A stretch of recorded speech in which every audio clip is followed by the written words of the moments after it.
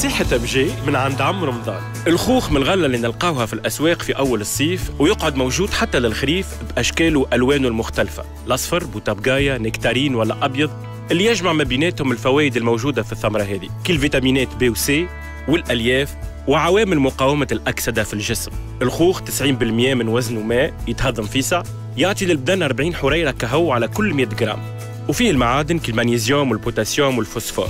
يتاكل بقشوره باش يكون نافع أكثر ويحافظ على خصائصه كاملة. الخوخ فيه الكاروتين اللي يحمي الجلدة ويقوي صحتها، على ذلك نلقاو مكوناته تستعمل في مواد التجميل للمحافظة على نضارة البشرة ومناعتها.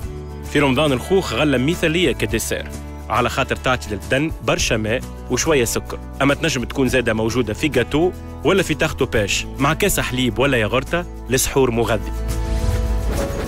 شاهي طيبة ونتلاقاو غدوة في نصيحة جديدة من عند MG.